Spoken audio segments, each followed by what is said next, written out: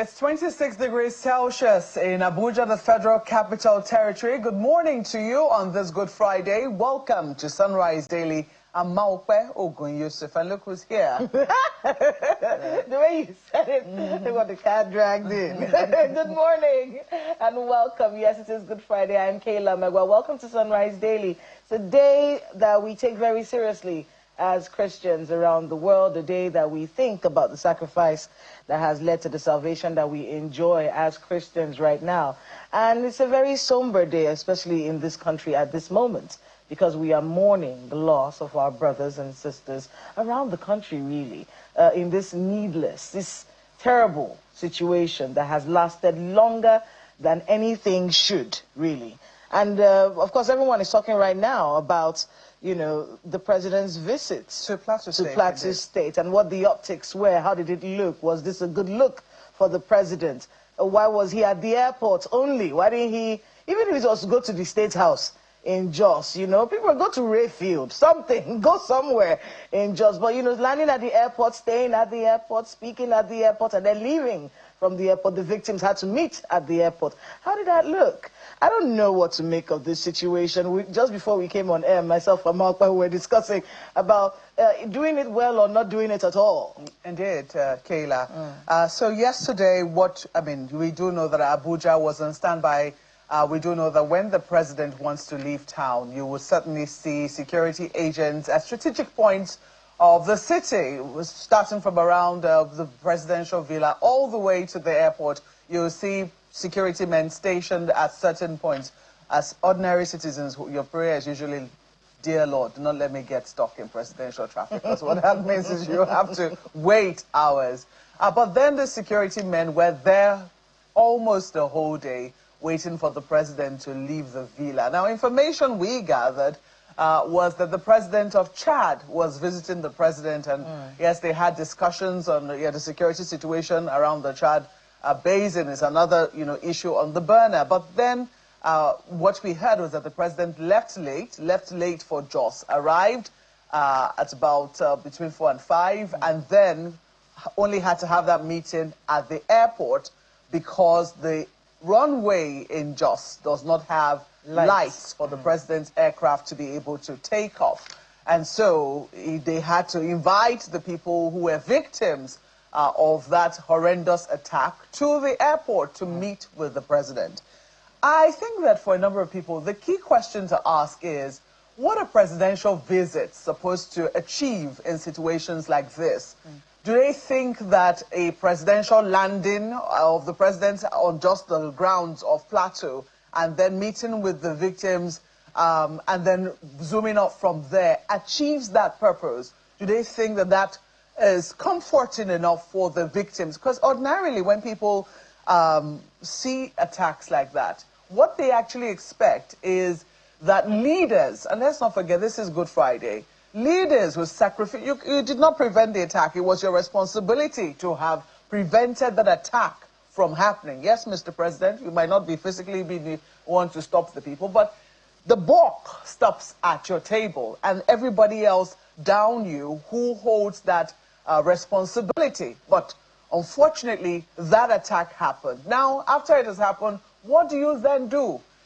Wouldn't it be to visit, understand what precisely happened under the circumstances that it happened, visit the people, who were victims of that attack, and then offer them some comfort? And if there's going to be any meetings afterwards, because let's not forget, Nigerian lives were lost here.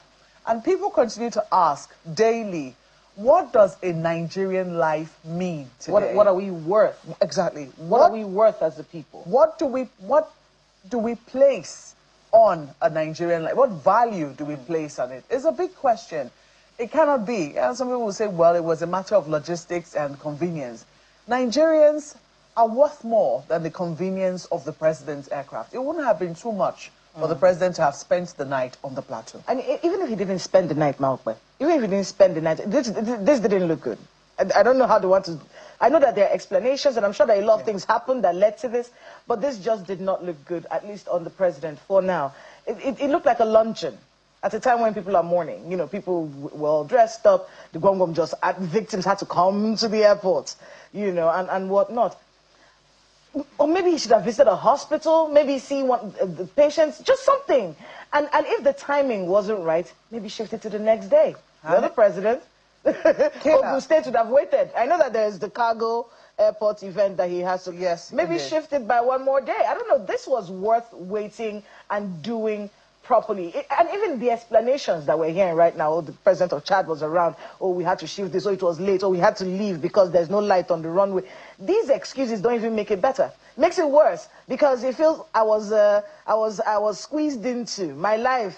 The lives of my loved ones were lost, and I was squeezed into a schedule.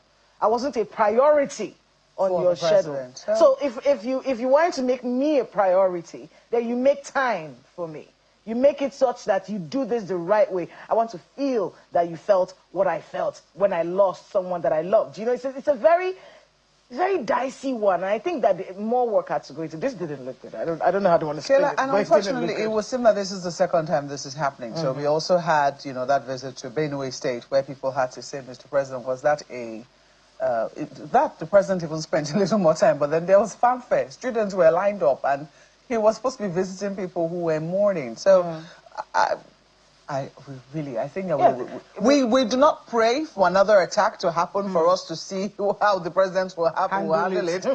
Certainly not. Mr. President vowed there that this is the last time such a thing will happen on the Plateau. I don't know whether I was speaking in general terms or whether that was for just Plateau, but he says there's nothing I can give you, whether in billions, but to console you and promise that this experience will not repeat itself. He says, I know the pain and agony in your heart.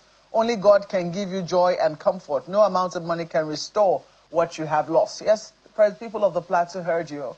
And we sincerely hope and pray along with them that this never repeats itself again. But we're going to circle back now to one situation that keeps repeating itself every time we have a festive season like this approaching.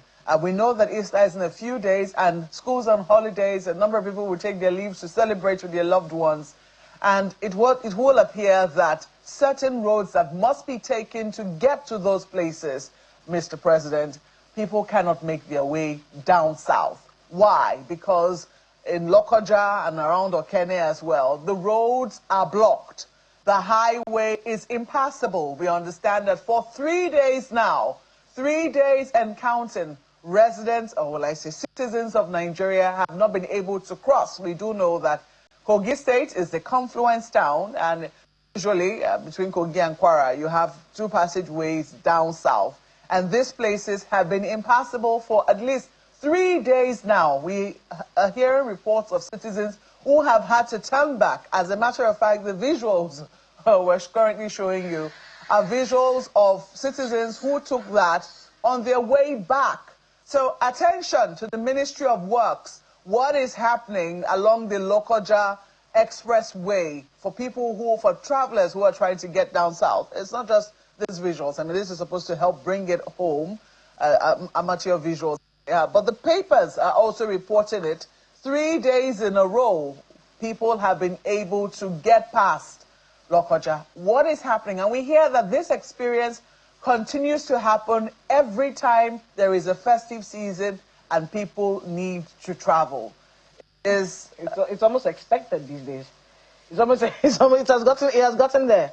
It's gotten where once I hear it's Christmas, New Year, Salah, Easter, whatever celebration we're having in the country, I know that Lokoja will be in the news because of how that road is.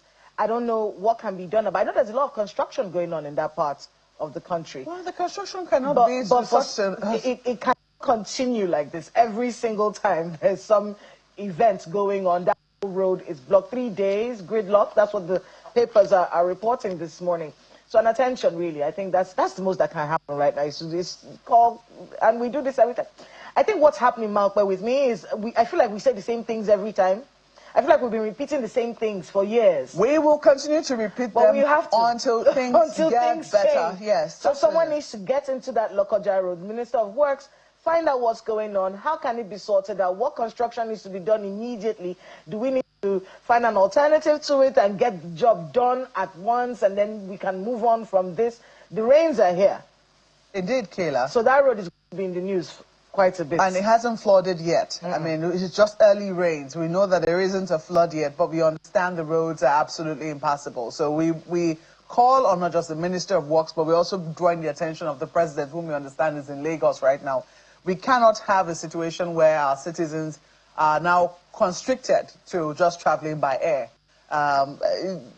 Clearly, airlines don't get everywhere, and not every state has an airport. Even when they do, there are some places that only make sense for you to go by road. So we are hoping that those who are concerned, those who are concerned in making things better at this point, whether it is to reconstruct the roads, whether it is to ease the traffic and bring some law and order on that road, they are aware and they do the needful at this particular point in time. It is untenable that citizens spend 3 days for a journey that should only take about 5 hours.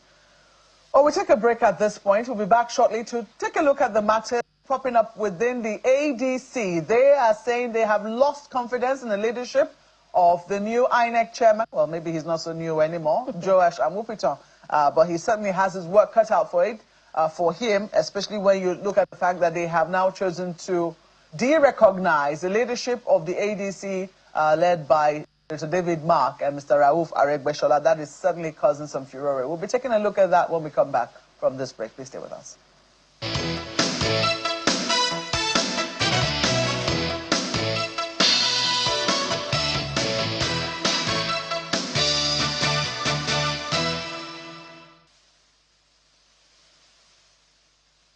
INEC does not have the power to determine for any political party who its leaders should be. That decision was taken on July 29th, 2025, not on September 9th. With its press conference yesterday, INEC has invented a status quo that never existed, because there was no time that the African Democratic Congress, ADC, did not have a fully constituted leadership. What INEC has done is to create a situation that by its own curious logic leaves the ADC without leadership. This certainly cannot be the status quo that the Court of Appeal directed should be preserved. It is an INEC invention that is not known to any Nigerian law. There is only one conclusion that Nigerians can draw from the 1st of April 2026 action taken by INEC. The electoral umpire has taken sides. It can no longer be trusted. As a matter of fact, INEC has acted in contempt of the Court of Appeal and has therefore acted unlawfully. My fellow Democrats, we demand the immediate resignation or sack of the INEC chairman.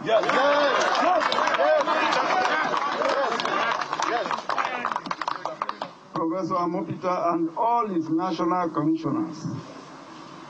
We no longer have confidence in them.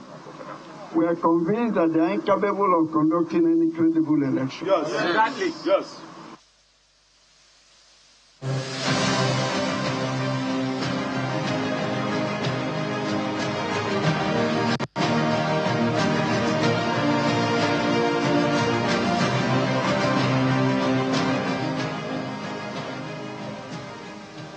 Professor Odenta joins us now. He's the founding national secretary of the Alliance for Democracy.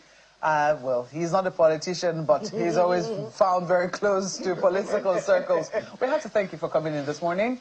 Good morning to you. Happy Good Friday, shall we say? Yes, happy to be with you ladies, because it's been quite a while. Indeed, but clearly a number of people are not happy this morning, and top amongst them will be the leadership of the African Democratic Congress. At least they were leaders up until, or maybe they're still leaders, maybe just not in the eyes of INEC, up until yesterday or the day before, 2 days ago. Up until 2 days ago, they were leaders in the eyes of INEC, and they were delisted or removed from the portal of the Independent National Electoral Commission. And they are fuming. They are very upset about it, and they are asking or calling for for the resignation of the INEC chairman, saying they have lost confidence in him. I'm sure you have been following the development. I'm wondering perhaps how it's all going to end. What do you make of this? Well, I've been following these developments acutely. Acutely? Yes, very close, intent. I mean, with intentionality. It's not as if I said flippant, passing, Indeed. in observation. I've been watching this unfolding. Because I've been having some, frankly speaking, robust conversations with you guys for years now on this particular subject matter. Now it is ADC before it was PDP. PDP, so you cannot see, and they're still very much on the front burner. You can see the sequence of events, from PDP, a legacy party founded in 1998, crippled from inside and outside. Now ADC, where some of them ran to, to find a new home. Coalition of forces for the progressives in the country, now on the racks. I said in this studio, particularly this studio, maybe to you, Mokwe, that Professor Mopitan was procured and curated deliberately to perform the role he's performing by the president who brought him there. It's not like possibly some omission. There isn't a flood yet, but we understand the roads are absolutely impassable. So we call on not just the Minister of Works, but we're also drawing the attention of the president, whom we understand is in Lagos right now. We cannot have a situation where our citizens are now constricted to just traveling by air. Clearly, airlines don't get everywhere, and not every state has an airport. Even when they do, there are some places that only make sense for you to go by road. So we are hoping that those who are concerned in making things better at this point, whether it is to reconstruct the roads, whether it is to ease the traffic and bring some law and order on that road, they are aware and they do the needful at this particular point in time. It is untenable that citizens spend 3 days for a journey that should only take about 5 hours. Well, we'll take a break at this point. We'll be back shortly to take a look at the matter popping up within the ADC. They are saying they have lost confidence in the leadership of the new INEC chairman. Well, maybe he's not so new anymore, Joash Amupiton, but he certainly has his work cut out for it, for him, especially when you look at the fact that they have now chosen to de-recognize the leadership of the ADC led by Mr. David Mark and Mr. Rauf Aregbesola. That is certainly causing some furore. We'll be taking a look at that when we come back from this break. Please stay with us.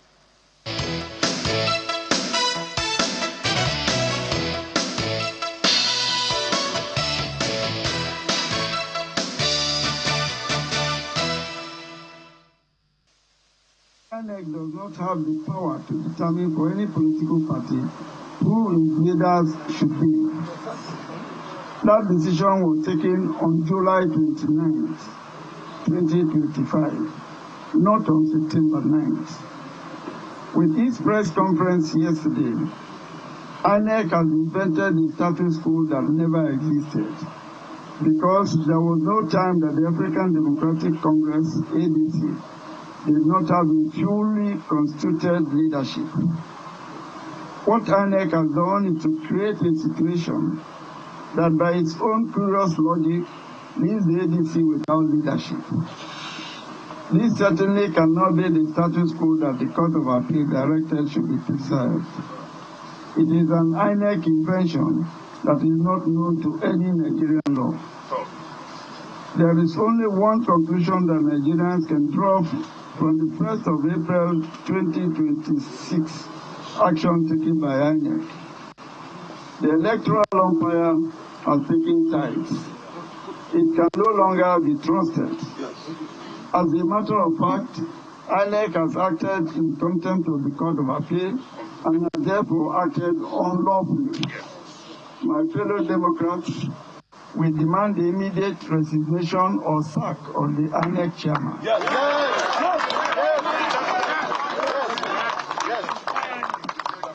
Professor Amopita and all his national commissioners. We no longer have confidence in them.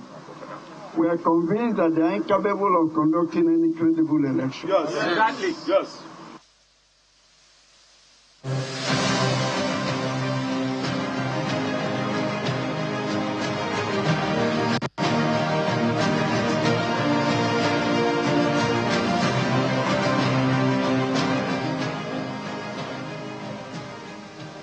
Professor Odenta joins us now. He's the founder national secretary of the Alliance for Democracy. Well, he's not a politician, but he's always found very close to political circles. We have to thank you for coming in this morning. Good morning to you. Happy Good Friday, shall we say? Yeah, yes, happy to be with you ladies because it's been quite a while. Indeed, but clearly a number of people are not happy this morning, and top amongst them will be the leadership of the African Democratic Congress. At least they were leaders up until, or maybe they're still leaders, maybe just not in the eyes of INEC, up until yesterday or the day before, 2 days ago. Up until 2 days ago, they were leaders in the eyes of INEC, and they were delisted or removed from the portal of the Independent National Electoral Commission. And they are fuming. They are very upset about it, and they are asking or calling for the resignation of the INEC chairman, saying they have lost confidence in him. I'm sure you have been following the development. I'm wondering perhaps how it's all going to end. What do you make of this? Well, I've been following these developments acutely. Acutely? Yes, very close, intent. I mean, with intentionality. It's not as if I said flippant, passing, Indeed. In observation. I've been watching this unfolding. Because I've been having some, frankly speaking, robust conversations with you guys for years now. Indeed. On this particular subject matter. Now it is ADC, before it was PDP. PDP, so you cannot see, and they're still very much on the front burner. You can as well. see the sequence of events, from PDP, a legacy party founded 1998, crippled from inside and outside. Now ADC, where some of them ran to find a new home. Coalition of forces for the progressives in the country, now on the racks. I said in this studio, particularly this studio, maybe to you, Mokwe, that Professor Mopitan was procured and curated deliberately to perform the role he's performing by the president who brought him there. It's not like possibly some omission, some sense of we don't know what we are doing. But the first time we have an electoral act tailored to suit the specific purposes of a party and an individual. And then you have an INEC guideline determined to shut down pro-democratic space and multiple party conversations in our kind of heterogeneous society. So heterogeneity of this nation is what has produced diversity of political opinions and viewpoints. That is why I find different parties represent different interests. But I find this particular INEC very scientific in its effort. Of late, a few days ago, INEC shifted the calendar a little bit more. If not, by second today, the registration process will have ended. So if you're ADC and this has happened to you, you can't even leave to another party. Then they shifted it to 10th May. If you recall, 2022, and it's not different from the landscape we have in now. Yeah, but didn't they do that because of the political party's request? I'm saying, yes. They were compared to IPAC chairman, before he went to that meeting, said we're not going to participate in this process. It's not designed to include us, all the parties. It's designed for APC alone. So I quickly called a meeting of all the stakeholders, and they hammered home this. And chairman was bemused. He was confronted with the reality. That's why they have to shift it. If you recall 2022, presidential primaries of APC, if I'm not mistaken, was held on 7th August. Before they have the subnational in primaries, up to October, September, October. Still leaving you 2-3 months of robust campaigning. Now by 30th May, everything is over. 8 months. What will INEC be doing for 8 months? From end of May to January, if not to squeeze the parties now. That's why this court order on the INEC, on the ADC, and INEC interpretation of a court decision. What INEC should have done, I'm not a lawyer, but I've listened to legal opinions. If a appeal court rendered a judgment, and then you're confused about that judgment, or you feel somehow about that judgment, because the other party is feeling somehow, ADC feels, it's status quo ante, we are going to continue, and they say, possibly you're not going to continue. What do? You go back to the court. The court is not dead. You have your opinion and said, we're confused as INEC. Our partner built David Mark and so on. We don't think they should be there. Clarify what you have ruled. They've done so with Africa, Supreme Court. 4 times or so, they have simply issued clarifications on their previous judgments. So the P Court should have done so for INEC, not INEC becoming the court of law. Professor Odenta made this point. Many other brilliant lawyers have made this point. INEC may be right at the end of the day, but you have gone to the court to say, clarify this for us. The court has simply said, this is what we mean, this is our intent. But INEC now went and issued an opinion for the court, and is implementing its own understanding of the viewpoint of the court, or the decision of the court. That is interference in the judicial process. This is just making a case. In this particular situation, INEC has not ruled or has not given or acted in favor of any of the parties that are currently in court. It has. Basically, because INEC has a timetable, it will not shift. Congresses and conventions of ADC will be put on hold. And the calendar will not be altered because of them. If something will take place in the next 1 week and there is vacuum in leadership, ADC will not participate. INEC has simply ruled on a matter that they shouldn't rule on. We shall come back to the court to say, this is what we think about this. The court will then now slam the hammer on whoever they want to slam the hammer on. But INEC has slammed the hammer to say, ADC, for now, you're not a political party in essence, without a head. You're a party without a head. That means all the processes unfolding, you will not be part of it. Can we be That fair? is consequential. Can we be fair? Can we be fair? Okay, so you see, the thing is, let's look at the ADC itself. Can you honestly, Prof, say that the ADC had its house in order? Let me put it this way, it depends on what they call having a house in order. Did they have clear-cut leadership?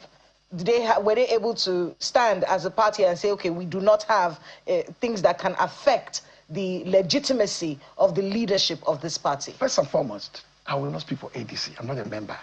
I will speak like an informed Nigerian, like I did talk about PDP. PDP had its house in order, but the party is basically no more. ADC had its party in order. If you have your house in order here, and there's somebody, an interloper, goes to a court already predetermined to give a judgment, whether you have your house in order, it doesn't matter. What the court rules, we have to respect the rule of law, in quote. That means, I'm coming. That means if ADC has his house in order to say, we entered the party, we had resolutions, the old order was passed out away, a new order has come, and we have documents to show this. Somebody can be asked, you are part of the old order, say no to this, even when you have said yes before. You have resigned, say no, I didn't resign. Go to court. If you go to court, that's the language now, go to court. If you go to court, somebody can go to that court and say, God, this is what we want you to do. And if you do that, like they did with PDP. So if there's a sequence of fractionalization of SDP, they didn't have the house in order. Labour, they have the house in order. PDP, it's only APC has his house in order.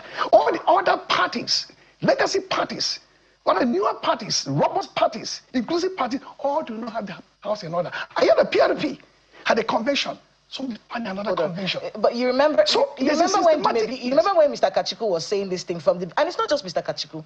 They have a lawmaker from the ADC, that represents Kogi. Abejide. Yes, Leke Abejide. Yeah. They had been saying this thing for a long time, and it felt like no one was listening to what they were saying. My point is very simple. Now it has come. No, my point is very fruition. simple one. If you have no major crisis, it can be manufactured. The PDP crisis, for example, followed it sequentially from start to where it is today now. No matter however you conceive of it. Take, for example, you have a convention, you later the convention of the PDP. How do you get to that convention? You have a caretaker committee. Caretaker committee, how did you produce it? Senator Samanyangu wrote to INEC. People seem to forget this in the shuffle. Wrote to INEC, asking for something. INEC granted it to him. Secretary of a party, I was a secretary of a party. I'm a co-signatory. The chairman is a signatory like in a bank. And B, secretary cannot write to INEC. He can only co-sign with the chairman. But INEC accepted a letter from the secretary of the party alone. People are not talking about it. It's that letter from Anyangu that produced the caretaker. Because Onyesunmi of FCT has no powers on his own as a minister of the Federal Republic, working for Bola Ahmed Tinubu as the president, to produce any faction. They used Anyangu's secretary when Damagu was universally accepted as the chairman. On the basis of that letter, Kidego was procured. What did they do? They went to court. And the court, like this one in ADC, said, don't do it by the convention. They arrested that one. They did their own with a court permission. You have a BOT that produced by an illegal caretaker committee and a convention enthroned and accepted by INEC. So the same thing with PDP, with ADC, with all the parties. That's when leaders of PDP got exhausted and said, for 2 years, 3 years, we fought not just for the survival of the party, but the survival of multi-party democracy. So the conversation we'll be holding is, why are the witches crying at night and babies dying in the morning? Why are the parties suddenly collapsing? So who's responsible for it? Because, in your view, Prof, who's responsible for my view? I said it here clearly. The ruling party APC, with all the, I talked about flatulence. Remember here, about overgorging, I'm talking about obesity. He swallowed up the 30-something governors, swallowed almost the National Assembly. But they have abandoned governance. That's why the country is bleeding. And when you have abandoned governance, you can't go to electoral field and say, I will win decisive, even with your bloated frame. You have to do something. Paralyze the opposition, almost like slowly walk into a one-party democracy with minor parties, producing minor candidates. We're all Nigerians. We know what the real political conversation is all about. Yeah. We know those you see in the field, okay, there's a context. When we take down PDP, with the likes of Bala Mohammed, Sheyi Makinde still fighting gallantly. Then they take down ADC with P2B, Wangbaso, Atiku, everybody else. Wouldn't you live in the field? So, normatively, you may have what you call multi-party democracy. Informed, you may have multi-party conversation. In reality, you have short the democratic space. This is part of state capture, and I said it here, the INEC, this one. Remember, every INEC chairman, without exception, suffers some debilitating loss of credibility with elections. Morris, Mahmoud, Jega, it's after the election, they say, oh, he didn't do well. A year before election, this INEC chairman has lost credibility, not just because of ADC. So do you know what's going to happen? When you have not even had election, and people are telling you, get out of your place. You have been procured and curated to serve at a specific interest. That election could be meaningless. Nobody would accept it. So what you do is you have a veneer of respectability and impartiality. And again, the courts are hereby warning this from this studio. No law should be blind to the overarching environmental, political, economic, and social necessities. You don't close your eyes and say, we do not know that these are the forces in a party. That's why most of the time, even the Supreme Court, ruling on the local autonomy, undermine the Constitution. But it did it for a purpose. The Constitution is very clear. You have to have a joint account of the state and local government. He said, we have tried that, it's there, but it's not working. Let us do something novel. That novelness you find now in the political terrain is that PDP should have been preserved. You should have been left alone, dissenting with ADC now, dissenting with SDP, dissenting with Labour.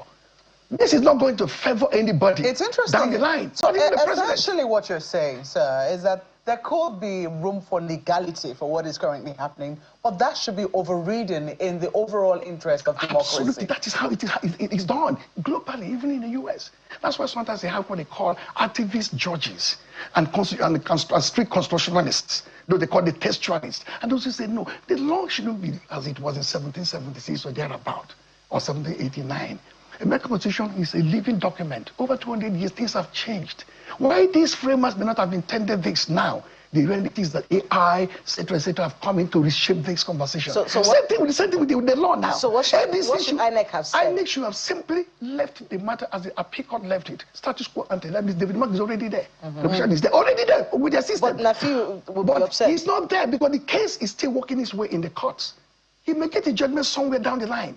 And INEC should be aware truly that it's not enough to come and say there's a faction. INEC has a robust legal department and legal contractor, SANS, who have studied the document. Did there be something there? Does he have his factional secretary? Does he have a composite ESCO? Does he have congresses done? Does he have a membership drive? Nothing. Just one individual. Well, let's just take a look. So you look at that and say, this is not the route to go because I'm coming.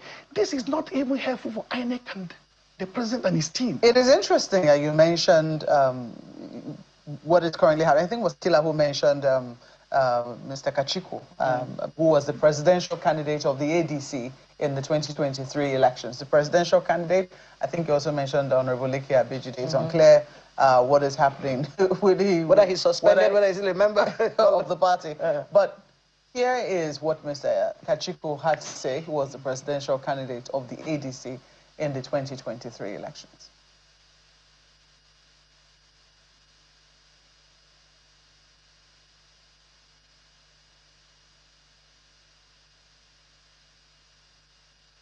This group of mostly ex-political office holders who have held sway over the affairs of Nigeria for the last 40 years or more had attempted to register the ADA and then jumped to the SDP before they gate crashed the ADC in the middle of the night.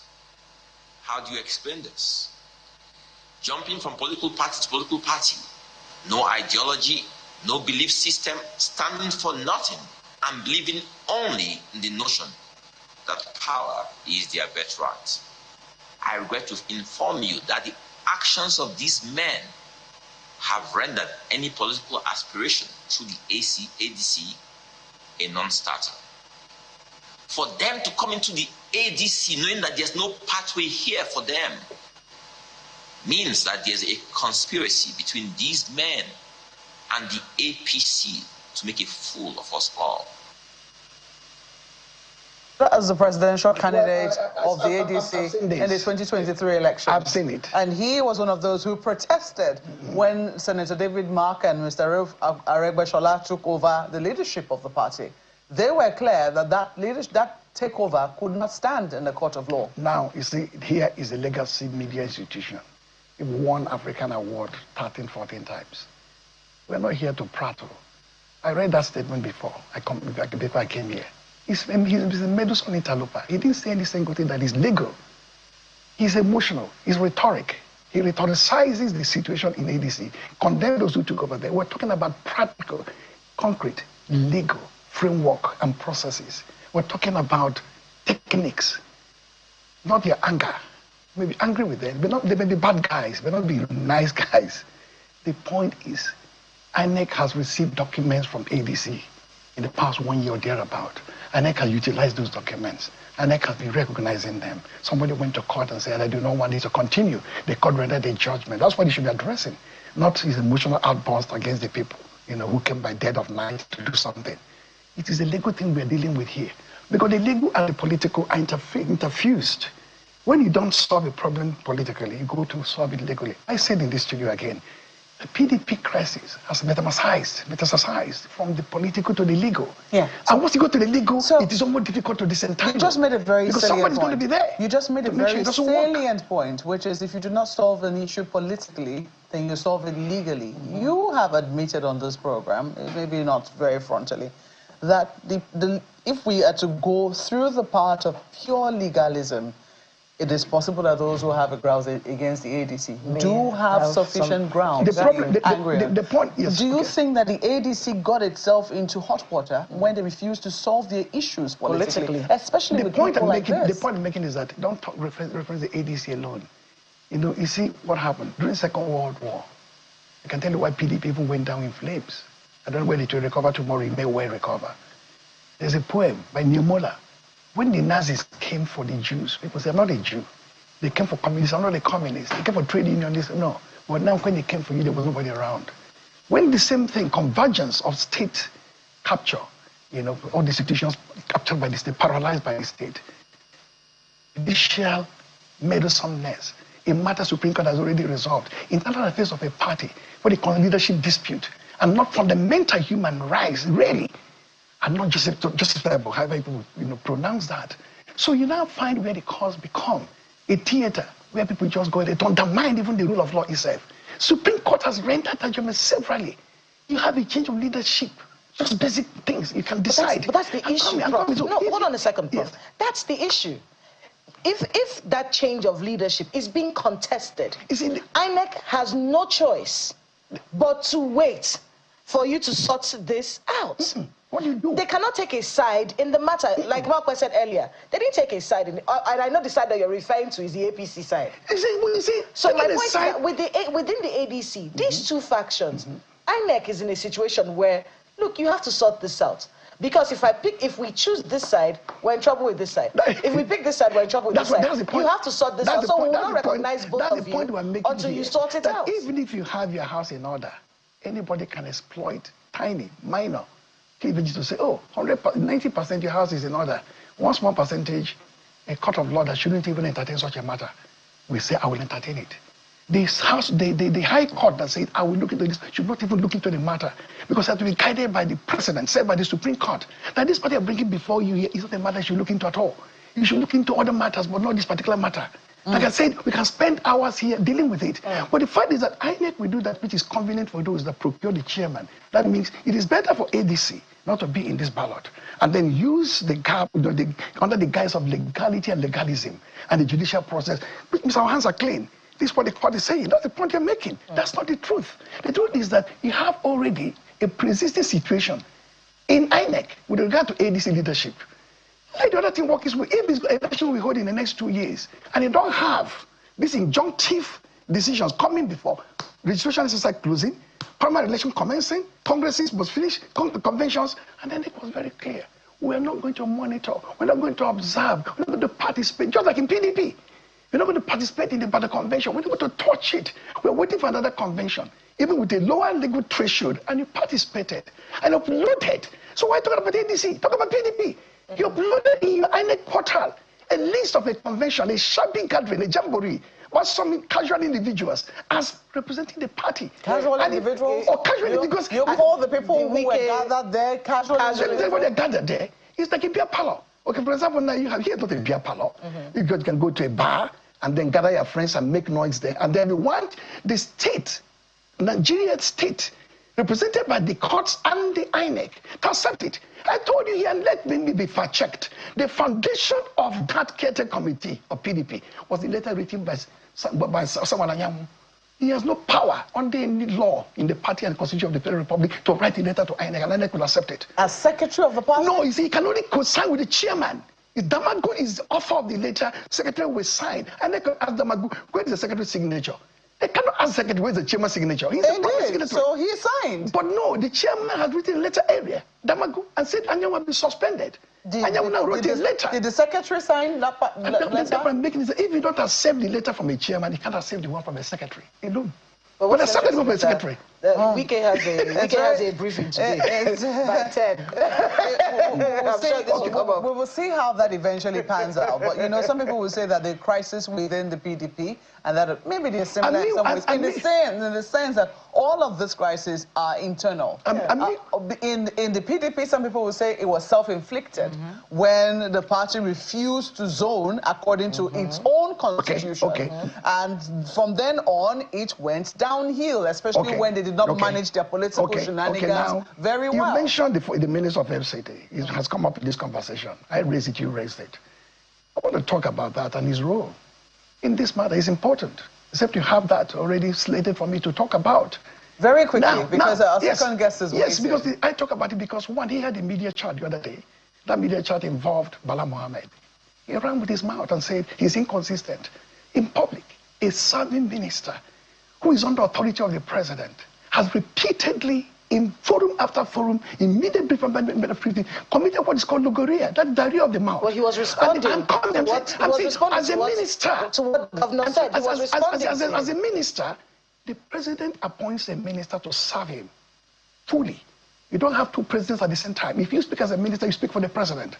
Hadiza Bala Ahmed, who is the person in charge of monitoring and evaluation performance, should be aware of what the minister is doing and saying. Bayo Ononuga, who is the spokesman of the president, knows that ministerial speeches must be part of the broad overall presidential communication.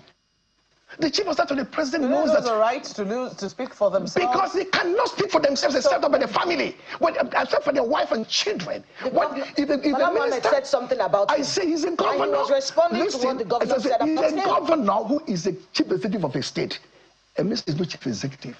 He's a servant of the president. He works at his pleasure. He can be sacked overnight. No governor can be removed and say through due process. The president can wake up and say, I don't like your face as a minister. I remove you without reason, without warning.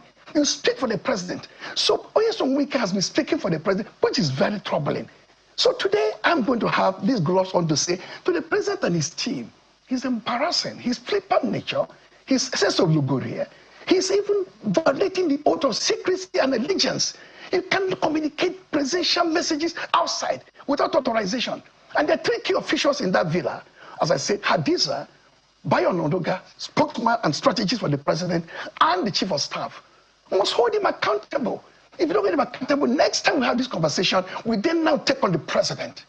It is not about Bala Mohammed and Wike, his integrity, his honor, who is considered in PDP up to now and said, I'm still battling for the soul of my party. Or another leader who is from the PDP, was working for APC. A minister of Federal Republic, not a small minister. Minister with humongous budget is serving the interest of an APC president and wants to restore him in office in 2027. And you are claiming to be PDP. That's the worst inconsistency. That's the worst moral atrophy anybody can commit.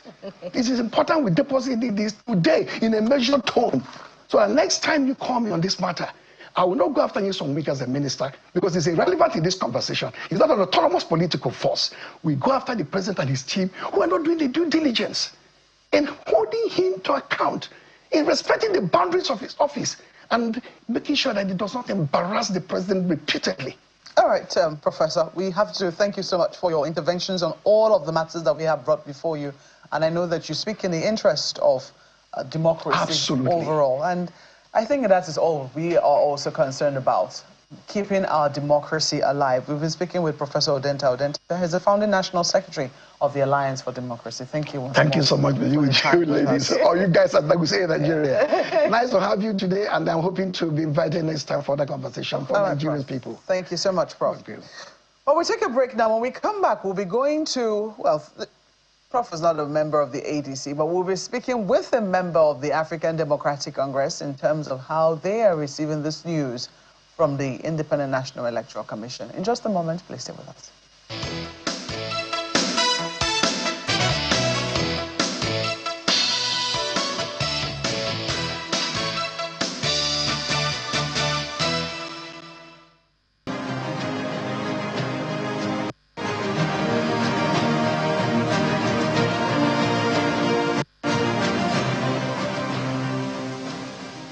Who joins us now. He's a spokesman, League of Northern Democrats, and also a chieftain of the African Democratic Congress. I am unclear as to whether you saw this decision of INEC to not recognize the leadership of the ADC on their website. Did you see it coming, sir? When you look at the antecedents of INEC, running from, the outcome of the elections in 2023. And when you look at the other party, I'm talking about the APC, and the way they have, power was transmitted, the baton was handed from one party chairman to the other. If you can remember, Mai Malabuni handed over to who?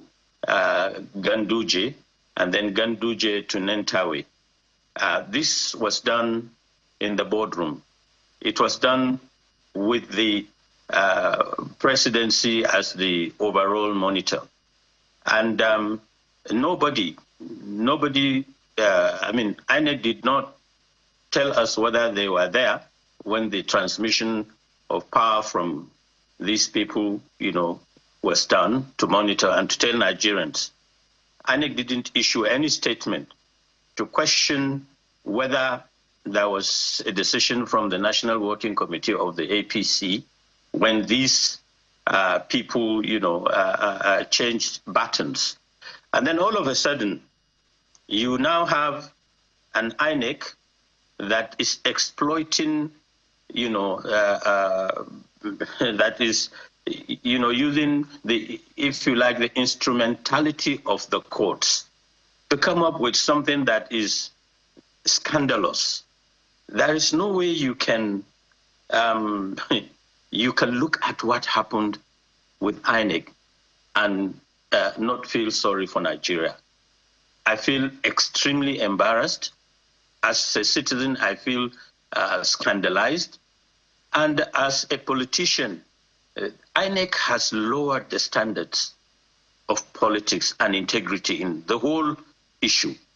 Why should INEC try to translate to Nigerians and to a political party what status quo ante bellum is?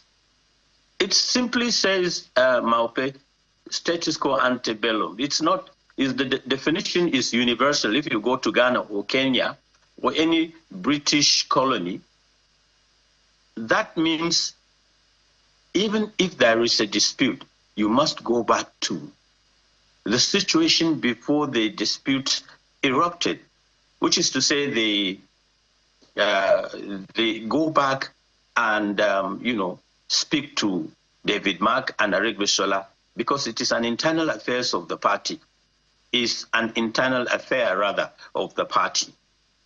And what we saw, we didn't see it coming because we operate on the scale of transparency, due diligence, and conscience, and the integrity that comes with it.